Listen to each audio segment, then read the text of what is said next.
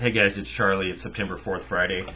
I'm going through all these economic numbers with as regards to the unemployment information that came out today.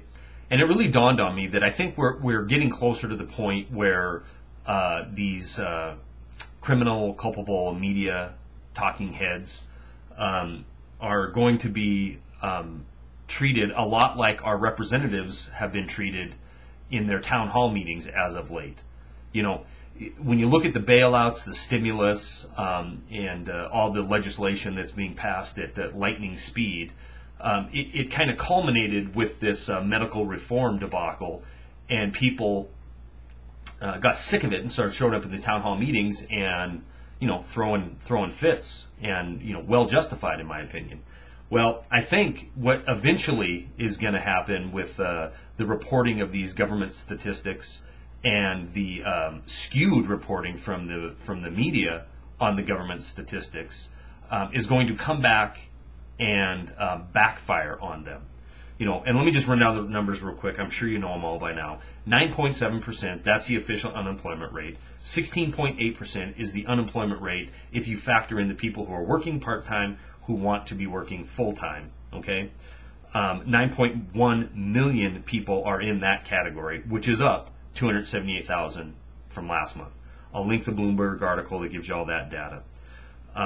But back to the why I think it's going to backfire. I talked to two different guys this week that work for two different companies, and they last year, or early this year, when the administration was coming on telling us the truth, which was we are on the edge of the abyss. That's where we are. I mean, the president himself came out and said that we could still lose it, we could still go into depression, we have to do something, we have to pass this $1.3 trillion stimulus package. And before you want to correct me, that's what it is with interest. He was out talking the economy down so they could get this special interest written stimulus package passed, and it worked. They passed it, a little griping here and there, but for the most part, the representatives didn't take a lot of heat over that. Okay, so that happens, and business is shedding jobs because they're discouraged about the economy. And in fact, a lot of employers had to call employees in and say, okay, I have to cut this many jobs, or I have to cut wages this much. Now, I know people in both camps. I know several people who have taken substantial percentages of decrease in wage just to keep their job.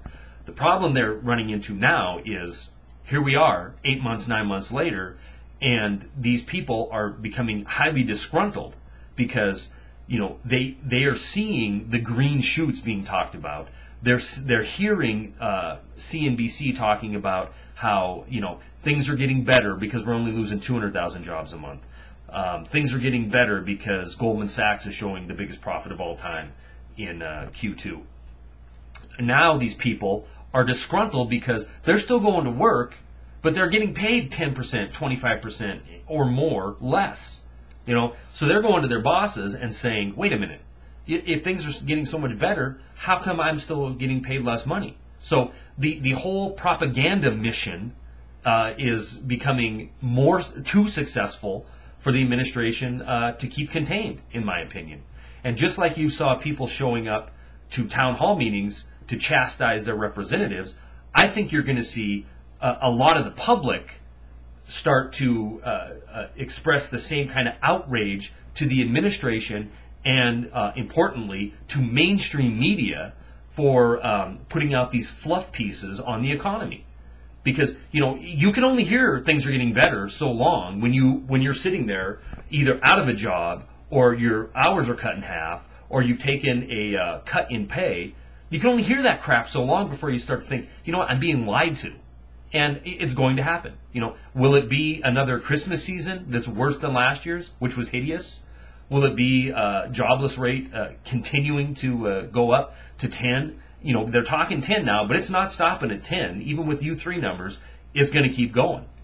And when that happens, reality is going to set in for a lot of people. So, and on that note, I'm going to attach a clip from Fox Business of our Vice President, Joe Biden, the same Vice President a month ago that said they misread the economy. is out there touting how the stimulus package has created or saved, according to Moody's and other economic sources like that, the same guys that rated all this toxic derivative, this quadrillion dollars worth of mess that's kind of being swept under the rug right now. These same outfits are wanting us to believe that this tax money that has been committed has saved or created 500,000 to 1 million jobs. So it's the same old, Washington two-step where you try to get the public to prove a negative wrong. It's impossible.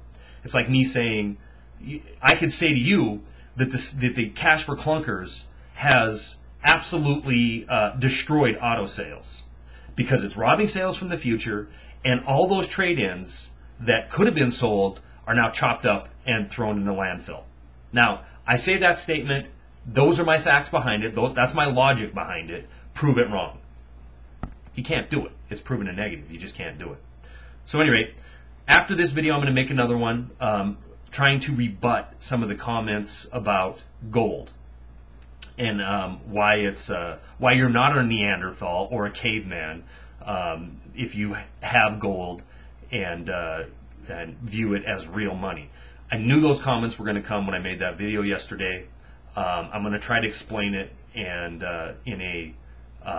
in a way that makes sense, that you might be able to use as an argument the next time some Kool-Aid drinking, brainwashed, CNBC watching person wants to tell you that gold is old school. Come on into the new world with dollar bills.